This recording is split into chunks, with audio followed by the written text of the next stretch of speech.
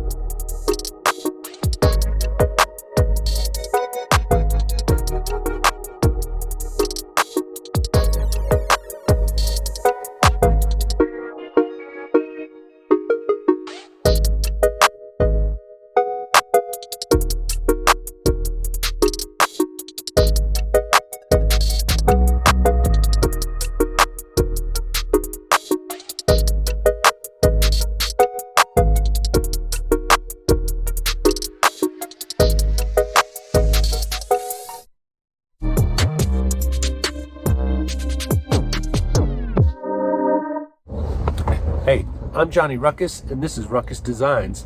Glad you're here for this first installment on my brand new YouTube channel. I'm excited to get started and let you see all the fun stuff that we've got in store. So let's get to it.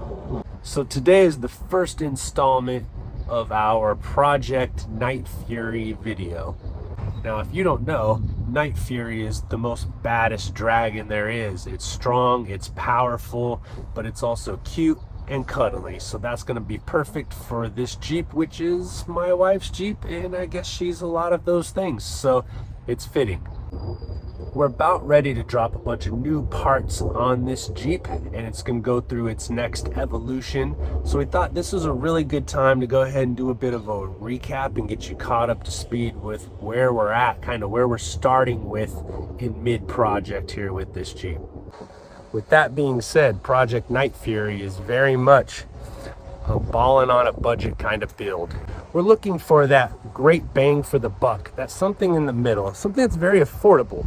Probably something that's a lot like what you're going to be able to do with your Jeep as well.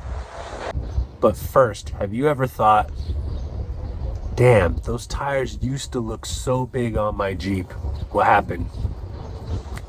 We've all been there. Go ahead and comment down below what size tires you're rocking right now.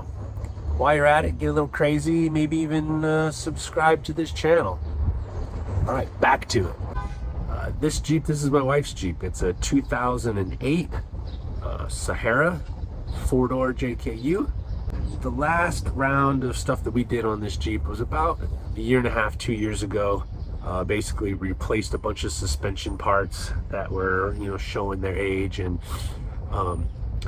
making some improvements, some things that we've learned over the years that are important, and some things that you can kind of skimp on. And that's kind of an overall theme that's been important with this project, is that if money is no issue to you, it's really easy to build a Jeep. You can just go out and pick the best of this and the best of that. But the reality is that most of us don't have that luxury. This project is all about bang for the buck. It's always about compromises in what you want to do. You can have the best, but you're going to pay for the best.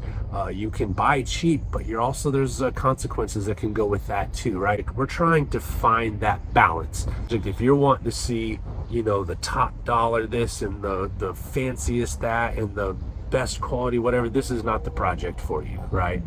And so what we're going to do is, before we go any further with all of the new stuff that's going on, this is going to be a recap. I'm going to kind of show you where we're at, and we're going to really, take this Jeep from being kind of, pretty cool to being pretty badass, and we're going to do it on an affordable budget. So stay tuned. We started with a Rubicon Express 3.5-inch lift that included a track bar. which has held up really well for the last 5 years as a primarily daily driven Jeep.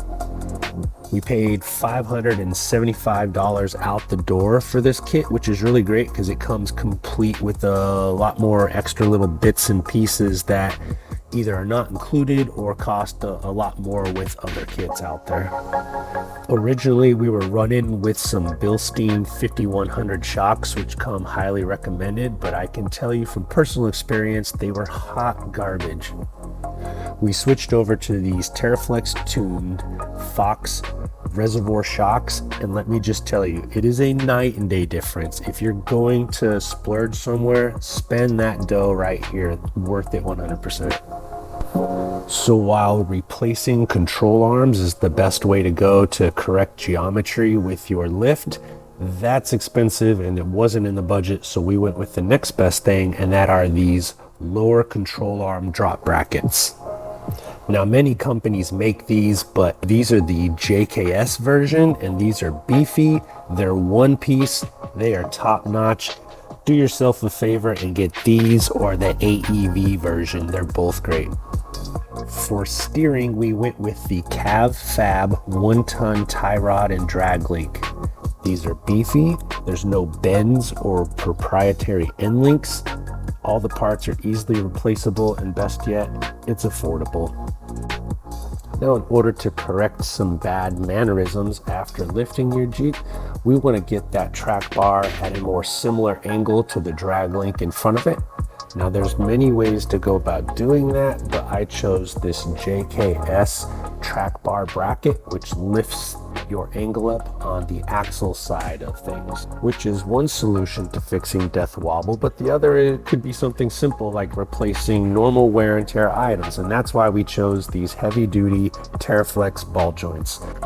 Any real Jeeper knows that wheels and tires will absolutely drain your bank account with the quickness, but we'll do that every single time because it's one of the best ways that you can go about showing a little bit of your personal style on your Jeep.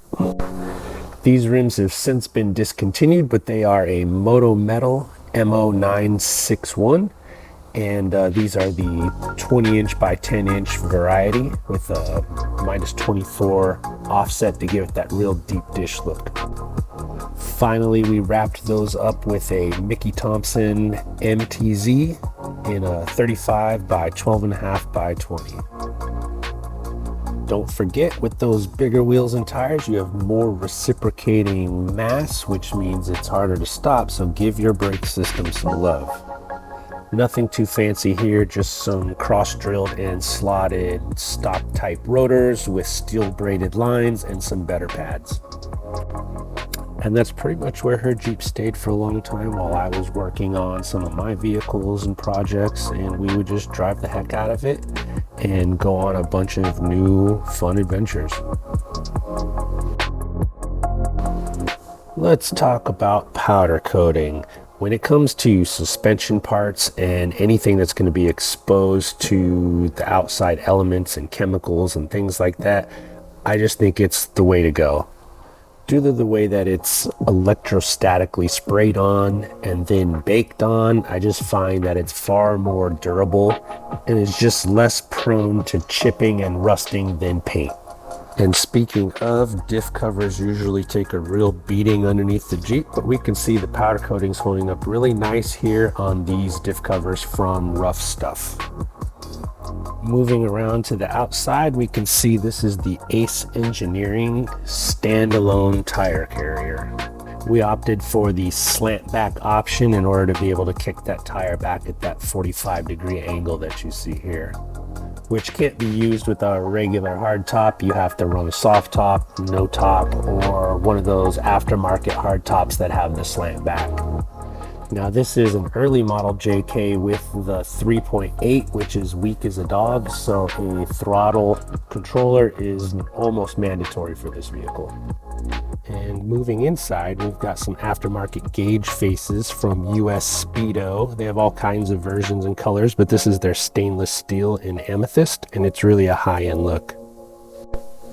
Storage is always an issue on a Jeep, so this cargo rack was a must. This one here is from Paramount, but there's a bunch of others out there that are very similar in design. I just like this one because it was clean and void of any logos.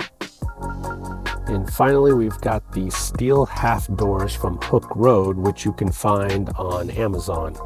These are actually a replica of the doors that were originally put out by Hammerhead, who does a lot of bumpers and high-end stuff for Jeeps, but they don't actually make these anymore. At least they're not available on their website. Also, I've seen both the actual doors and obviously these ones in person, and I think these are better. The Hammerhead doesn't have mirrors. The door handle mechanism is on the outside, and it's kind of strange. This one looks much cleaner, and I feel like is more usable than those, and it comes in at like half the cost. So I really like these. Thank you for joining us. I'm glad that you're here, and stay tuned for more.